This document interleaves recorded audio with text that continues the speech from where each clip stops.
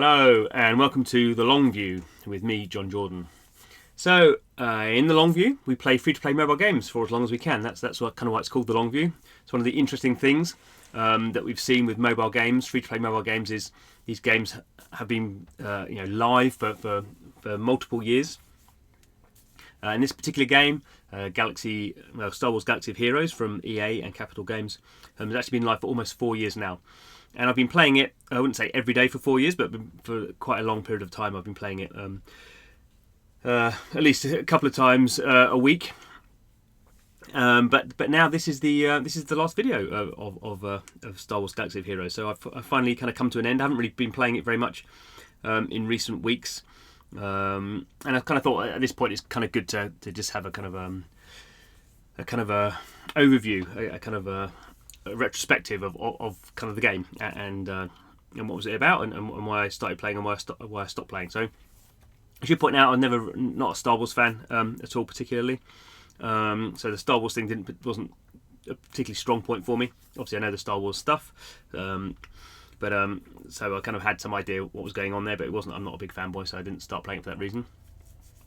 I really enjoyed it. I quite like squad-based RPGs. So this is what this game is. You basically create squads of 5 players, and then you go and attack, either work through these kind of missions. There's light-sided battles where you use light-sided characters, and dark-sided battles where you use dark-sided characters, and that's kind of like a single-player mode. And then you have multiplayer modes as well. But the reason I kept playing for a long period of time was I was in a guild for some couple of years, and it was a guild of people that I knew in real life. There were some people from the games industry, so that really kind of kept me going and kept me coming back every day to kind of help the guild get stronger. And you can do gifting. I did quite a lot of gifting. Never had a particularly strong, never a particularly powerful player. Never really spent any money in the game, so it was just kind of like a habit I got into. You go through and do your daily quests. You can see here's quite a good daily quest structure. So you go through and do your activities, and you earn stuff. Obviously, the problem is over time, you kind of level everything up. I've not leveled everything up. You can, but I guess I'm a fairly in the big scheme of things, a fairly highly ranked player. And I suppose you can see that I'm level 85. That's the max.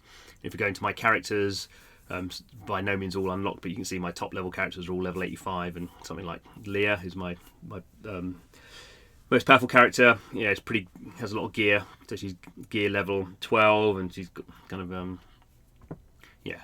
a fairly powerful character. So my main kind of 5 characters are pretty strong. The rest of them not so much. But what kind of happens is, over time, as you kind of play the game more and get more rewards, it becomes harder and harder to level up your high level characters. So you can see of those top 5, 4 of them are kind of this gear level 12. Yoda's not. He's only gear level 11. But to kind of find the kind of things I need to level them all up, it all gets a bit kind of complicated and grindy. So that becomes a big issue for these games, and it's interesting that even though I've played this game for such a long period of time, there's bits of the game I've not touched at all. So there's this scavenger thing, so I haven't got the right character to do the scavenge stuff, and as kind of over time they've brought in a lot of these kind of events. So these are kind of time-based events to go and get specific. In this case, you're earning ray shards, or going to kind of collect certain different things. One big addition on that side was the fleet stuff, the ships, which was kind of added I think about 2 years and a half in. So I was never a big player of the fleet stuff. I mean, I've got can't press pro buttons. So I've got some level 85 ships and stuff. So I always kind of you had to play it to do the daily rewards. I always played it, but wasn't particularly a big part of what I was doing. It's kind of interesting. I was amazed that I think I've been playing a game for almost every day for almost 4 years. I did spend some money, probably nothing even $100 worth, I shouldn't think, but definitely got the enjoyment out of it.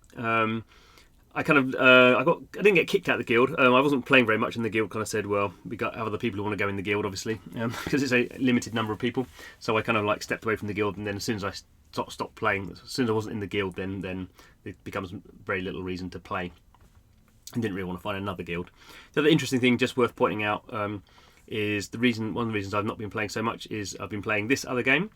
So I always have a few games on the go, but this is Raid from Polarium, broadly similar sort of game. So it's a squad-based RPG, obviously not based on it, or not obviously, but not based on any IP. So it's just their own IP. Graphically, it looks a lot better, as you'd expect. This game came out about 6 months ago, so much better graphics, and it's kind of very similar. So you have these kind of characters, so they're kind of like orcs. So this is different kind of things. So she's an elf, this one here, and they have we have an orc character here, like a dark elf there. What's demon spawn? So you can see kind of graphically very nice characters, very similar sort of thing in the sense that you have build squads and go and kind of grind out resources to level up. Has a certain amount has a reasonable amount of depth actually. I would say it probably doesn't have the amount of depth at the moment of Star Wars Galaxy of Heroes, just because it's only been out for 6 months, so you haven't required this very deep metagame stuff, because it's not been out for years. I guess when these games have been out for a long time, if you want to engage your high level players and your high spenders, you need a lot of depth in there. I guess what is interesting is, starting this game from zero, you just progress very, very quickly. So compared to like a Star Wars Galaxy of Heroes where I was playing through probably about the same amount of time every day, but you weren't really feeling like you're making much progress anymore with the older game. With the newer game, obviously you're leveling up and you're getting new characters. It's all very exciting. And this is a big problem, I suppose, when mobile games get into many years of play. It just becomes much harder to engage. I mean, your audience is quite engaged because they've been playing for this long period of time. But equally, it becomes less exciting, like everything in life. The things you repeat over and over again, it becomes much harder to get very excited about compared to new things. Our brain is very wired to the new.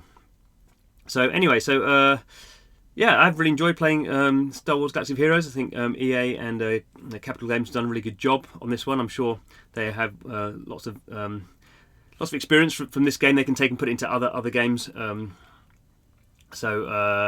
look forward to kind of what they get up to with this. But for me, at least, it's goodbye for Star Wars Galaxy of Heroes, and time to move on to another game.